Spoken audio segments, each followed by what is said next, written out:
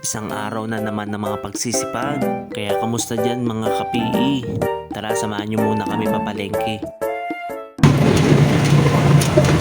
Morning mga ka-PE. Biyahe tayo palengke. On the way pala kami ni Mrs. dyan papalengke gamit namin si Phantom Red. Siya pala nagda-drive at ako naman dito sa likod nagbibideo para may pang content. At dito nakarating na kami sa palengke. Naipark na nga rin pala namin si Phantom Red. Ayan pala entrada ng pamilihan ng Lipa.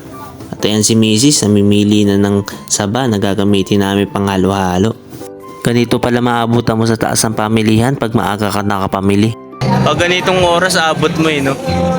Dito pala sa pamilihan ng Lipa may cut-off yung mga nagtitinda ng gulay dyan sa bandang gitna. Mga bandang alas 8 naglilinis na rin sila. Kaya kung makapunta ka na maaga, maabutan mo sila nagtitinda.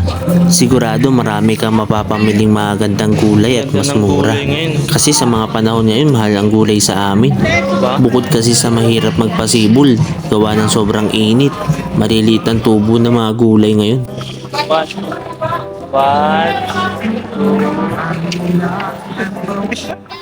Sweet moment muna.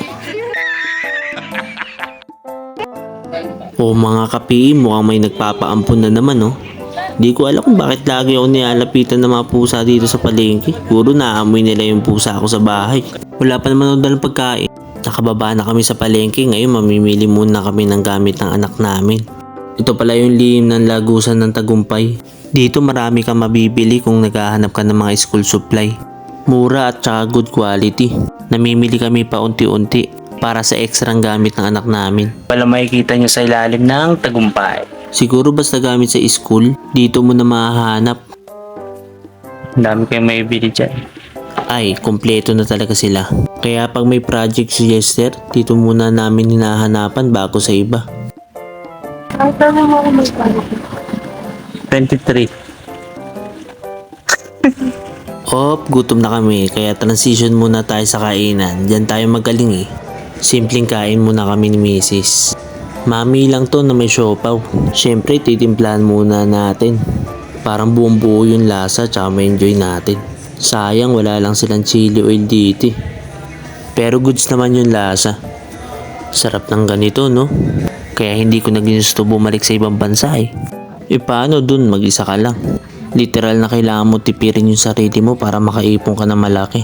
Pero kung dito ka magsisipag sa Pinas, siguro kahit papaano makakaipon ka din. Plus tignan mo ako. Swerte ako sa hanap buhay namin na lagi kong kasama si Mrs. Diba blessing yun?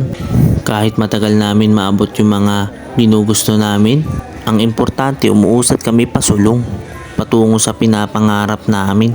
Okay na yun para sa amin.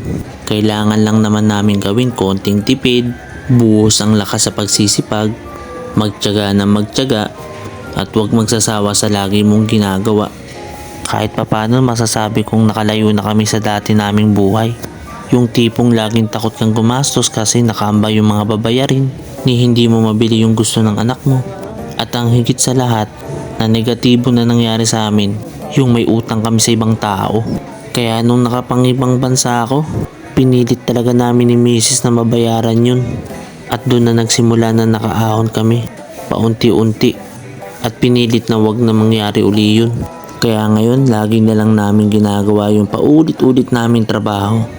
Laging nagpapasalamat kay God sa lakas na lagi niyang pinapahiram sa amin para makatugon kami sa mga responsibilidad namin sa buhay. Alam ko marami pa kaming dadanasin, marami pa kaming haharapin. Pero magkasama naman kami ni Mrs.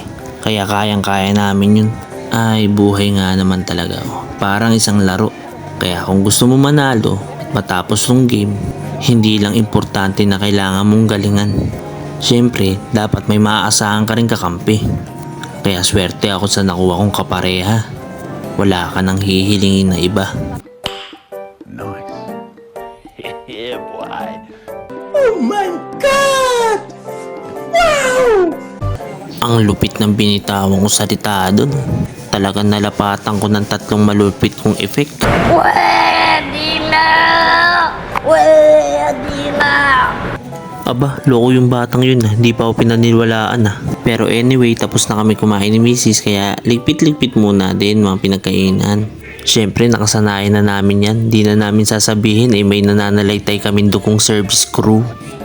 At dito, bago kami umuwi, bibili muna kami dito sa Blended Joy.